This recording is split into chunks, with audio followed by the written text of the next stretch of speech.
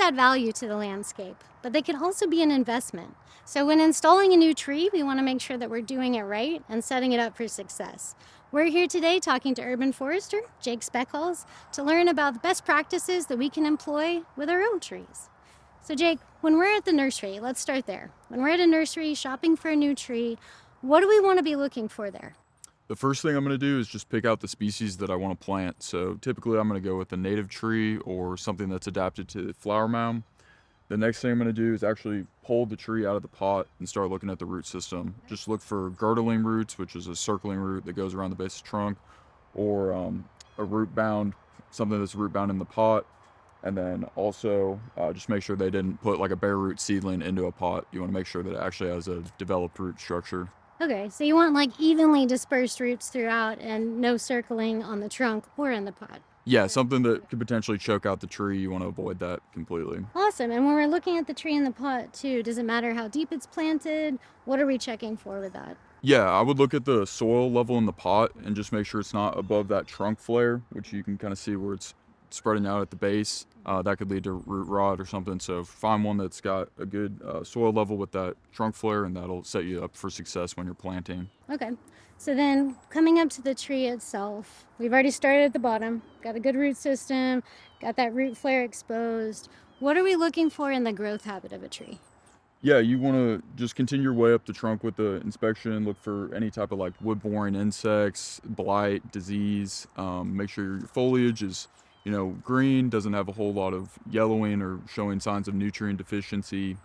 And then just start working your way up the trunk. Look for that central leader and make sure you don't have a codominant stem that's going to lead to your tree developing a poor growth habit. Okay, so basically you want one solid line all the way up from the trunk, not two diverging at the top. Yeah, that's exactly right. Awesome. Cool. So once we've got, good foliage, strong central leader, everything looks healthy, roots are good, we get it home, putting it in the ground. What's the best practice for that?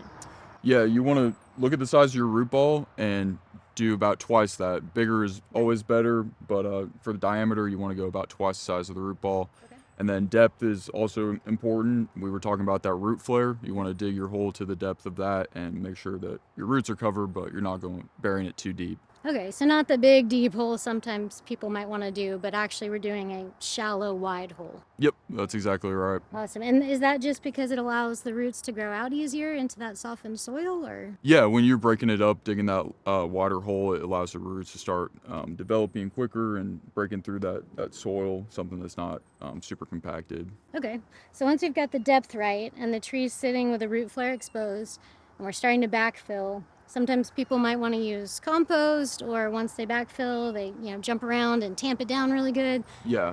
Is that what we want to do, or what would you recommend there?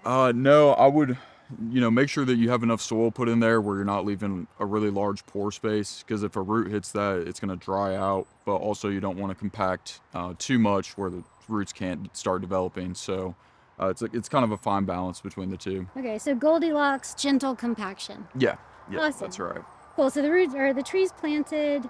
What about care as far as mulch and watering and protection? Yeah, watering is extremely important for a newly planted tree. So there's no magic number. You want to just monitor it daily. You can use a screwdriver. If it's not busting through the soil super easily, then maybe add a little more. If it comes out extremely wet and you have soggy soil that's not draining, then add a little less. And mulch, that's a great thing too for retaining soil moisture, preventing or curating an even soil temperature as well. Yeah, and it probably helps keep some of the grass out, right? Root competition there? Yeah, reducing competition, that's a great point too, Tyler. Awesome, yeah. So we've got watering, even though it's native and adapted, we still want to be watering because it has to get established that first year. Yep. Right? We've got mulch, and I see with this tree here, we've got a ring, a donut. Yeah. Not a volcano? Exactly. Yeah. Volcano mulch, you want to avoid that completely, and that just means you're piling it up against the trunk of the tree. Yeah, so don't do that. No. Volcano bad, donut good. Yep. Okay. That's right. Awesome. So very cool. And then as far as protection, we've got this tree staked. Is that something homeowners should be considering too, or do they need any other sort of protection for a young tree? Yeah, you can stake it if it's necessary. Like if you feel like your tree's gonna get wind thrown or removed from the soil by something that could hit it or blow it over, sure, yeah, go ahead and stake it, but just leave some slack. That way it can develop some reaction wood and stiffen up on its own. So what doesn't kill it makes it stronger with that motion there. Yeah, that's a great way of describing it.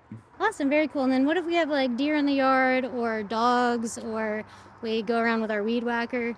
How would we protect the tree from that? Yeah, you could put a small cage at the base of it to avoid like mice or deer from chewing on it or you hitting it with a string trimmer, but you want to monitor that and make sure your tree's not growing to the point where that cage chokes it out. So check on it once in a while. Awesome, just like the straps too, right? You want to remove those before it causes any growth issues. Yeah, if you have a strap that's going to choke it out eventually, just keep an eye on your tree and monitor it for those things. Awesome, well thanks Jake. Yeah, no problem. So hopefully with these tips, you will have a very happy, healthy tree in your yard.